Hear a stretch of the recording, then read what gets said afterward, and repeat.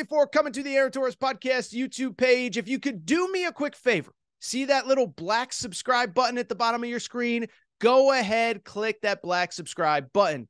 Really does help our audience grow, really does help our channel grow, really does help and mean more than you could possibly know. So go ahead, hit that little black subscribe button. Also, thank you to our presenting sponsor, Betfred Sportsbook and the Betfred Sportsbook app. Bet 50 on any game, get $250 in free bets. Thank you again to Betfred. Thank you again to you. Now, here's the video that you came here for. But let's start with that second game, about a 2:30, 2:45 Eastern time tip, as Kentucky takes on Kansas State in the East region, 6 versus 3 matchup. Kentucky, as the 6th seed, was actually a slight favorite in the Betfred Sportsbook coming into this game. Unfortunately, it did not work out for Kentucky fans. Final score in this one, 75-69. Kansas State gets the win. Kansas State, its star point guard, Marquise Noel, they are headed to New York. Marquise Noel is from New York. They're headed there for the East Regional semifinals for the Sweet 16. Kentucky, meanwhile, headed home, second straight year in the first weekend of the NCAA tournament. So I want to hit on this from a million different angles. We'll talk about the Kansas State perspective, the Kentucky perspective momentarily, but a couple things stand out off the top. One, this was, for the most part, a great college basketball game. Now, the refs kind of marred it at times, so we're going to talk about that momentarily. But let's give credit. This is what makes this tournament so special. In a lot of ways, it reminded me a little bit of the Arkansas-Kansas game on Saturday, where every single possession, every single moment, everything felt so big. Every possession, every turnover, every make, every miss. And I thought we got something close to an awesome effort from both teams. Now, individually, there were some players that struggled. We'll discuss them. But it was a great game, back and forth. Kentucky up early. Kansas State makes its run before the half. Kentucky makes its run out of halftime, and then it was just back and forth from there. I'll also say, before we get to the individual teams, didn't think it was the best day for the refs. Now, I want to be clear. I'm not saying the refs are the reason that Kansas State won, but I thought from the beginning they didn't really have like a grip on this game. Marquise Noel got a couple cheapy fouls called in his favor. He kind of beat a guy off a dribble. Then somebody tries to reach from behind and he gets a foul call.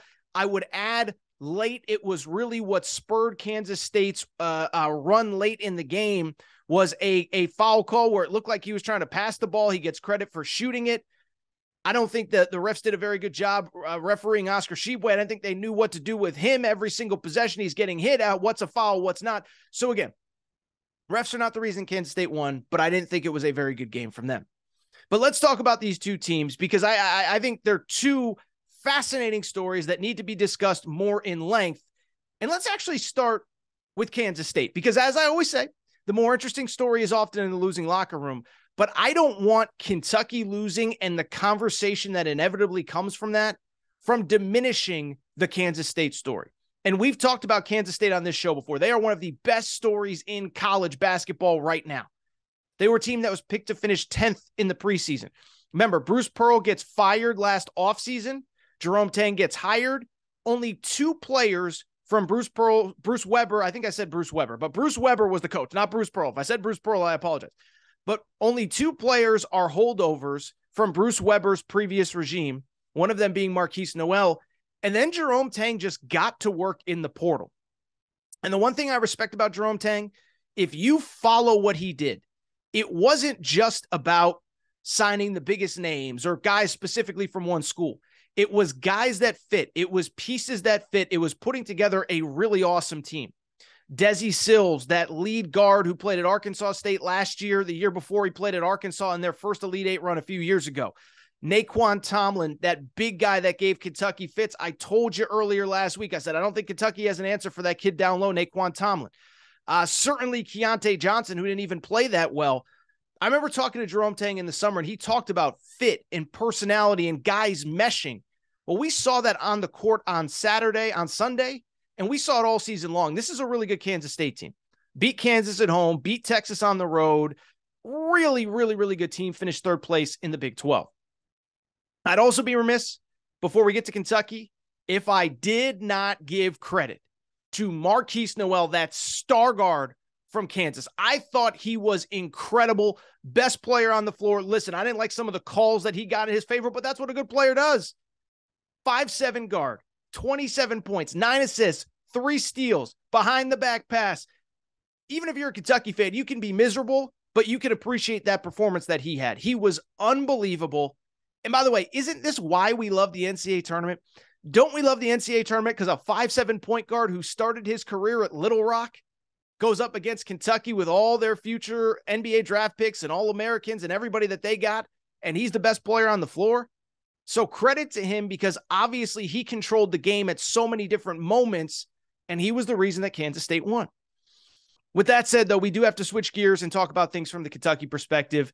And I have so many thoughts, right? And so let's get into it. Let's discuss. And it goes without saying, like, this is obviously just a crushing, disappointing end to what has been a crushing, weird, bizarre, crushing is probably not the right word, but just a strange season overall. Start with the hype. You lose to Michigan State. You struggle early. You figure it out. Then every time it feels like you've turned a corner, guess what happens? You lose a game you shouldn't have, and that results in where we are today with Kentucky's season being over. Now, in terms of the game itself, let me just say this. Throughout the season, it has felt like every single turn, John Calipari has been blamed for something. His offense isn't modern. His defense isn't good enough. His recruiting isn't right. He focuses too much on the portal. He doesn't have enough high school players. He has too many high school players. Why is he playing this guy? His lineups stink. Every single thing that John Calipari does as the coach of Kentucky is criticized, as it should be. If you're the coach of the Lakers, Notre Dame football, Ohio State football, Alabama football, the New York Giants, the Dallas Cowboys, that is part of the responsibility that comes with the job. But at the same time, let me just say this from the Kentucky perspective. I don't know what John Calipari was supposed to do on Sunday. And I will say, I'll give Big Blue Nation credit. I always say this about Big Blue Nation Kentucky fans. They are very passionate, but you guys and girls are an incredibly smart fan base. And when this game goes final, I expect everybody to be going after John Calipari. He's the worst thing ever. Fire him. He's got to go, blah, blah, blah, blah, blah, this and that. I didn't really get that sense from the fan base. Now, we have dumb, idiot national media members that are trying to take shots at Cal that are taking shots at him. But from the fan perspective, I didn't see that. And I don't know how this one falls on John Calipari. Now, again, you're paid $8 million a year. I get that. I understand that, you know, like like this is part of what comes with that huge salary is the responsibility when you lose. But when I look at this game and I see a Kentucky 75-69 loss, I'm sorry. I can't blame John Calipari for two reasons. One, Kansas State's a really good team. And by blaming this all on Calipari and saying it's the worst thing that's ever happened, you're diminishing what John Calipari did, what Kansas State did all season, building a team that was good enough to get a 3 seed. But beyond that, watch the basketball, guys and girls. And thankfully, Kentucky fans, you guys are really smart and you watch the game. I know we want to criticize John Calipari for the offense, for the defense, for this, the rotations, for this, for that. Guess what? He had two players that coming into this game averaged 27 points per game, Jacob Toppin and Antonio Reeves. And I don't want to blame young kids and they're doing their best. And I'm not saying anybody was purposely being bad.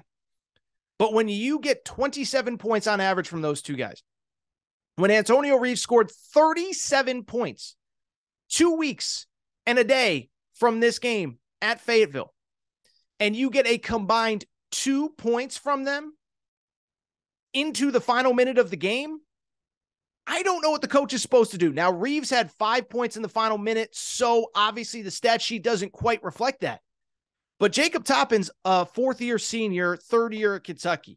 Antonio Reeves, fourth year in college basketball, transfer from Illinois State. I'm not saying anybody purposely wasn't trying to play their best, but at the same time, I don't know what the coach is supposed to do. I thought early in the game, they were getting good looks. I thought Kentucky was actually getting a ton of good looks. Antonio Reeves, CJ Frederick, whoever, and they just weren't converting him. Thought Oscar Tshiebwe carried him early. Cason Wallace carried him late. But when you're counting on getting something, literally anything, from Jacob Toppin and Antonio Reeves, and you get 2 points the entire game, I don't know what the head coach is supposed to do. And so now the offseason begins at Kentucky.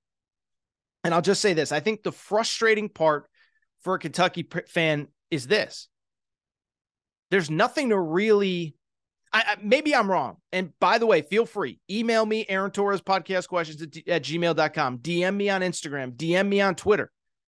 I don't know what Kentucky, what do you say after a loss like this? Because the last 2 years, so 2020, the season ends, you have a team good enough to win the national championship. But the last 2 years, the season ends, and I think there were real issues to address and real gripes to have going into the offseason. 2021 was, of course, that COVID year. If you remember, they were awful, whatever it was, 8-15 or whatever. I don't even remember what the final was. That offseason, everything had to change. That offseason, you had to change your coaching staff. Recruiting had dipped. You weren't hitting the portal well enough. You were getting high school players, but they weren't good enough. Recruiting had to change. Style of play had to change. You were a terrible three-point shooting team. You didn't have guards that could beat people off the dribble. You didn't have guys that could make open threes. Coaching staff wasn't good enough. Recruiting wasn't good enough. Well, guess what? That offseason, they changed the coaching staff. They updated the recruiting. They got a couple shooters in the portal, CJ Frederick, Kellen Grady, who has since graduated. Then last offseason, you used the St. Peter's. And St. Peter's was a completely different thing, right? The year before, you were miserable during the entire regular season. Last year, you were good during the regular season, but you have the most disappointing loss in program history. And it was at that point that you say things got to change too. Can't be losing to a 15 seed. And so this whole year was built on getting back to the NCAA tournament. Now, they did break a 3-year drought without winning an NCAA tournament game, which was a BS narrative to begin with.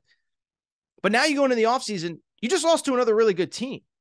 And I think we understand that we're probably past the point where John Calipari is just going to overwhelm you with talent, although we'll see next year, number 1 ranked recruiting class.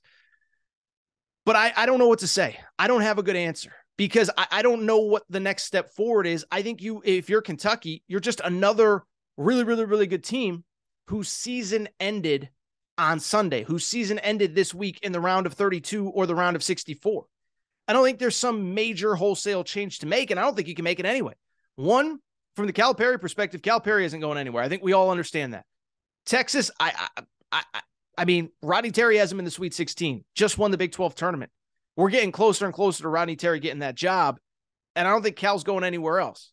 I guess if the NBA called, maybe you're interested. And by the way, Kentucky fans, don't start with me on the buyout. Understand John Calipari can leave Kentucky without paying anybody. Now, they can't fire him because of the buyout, but he can leave without having to pay them very much, if anything.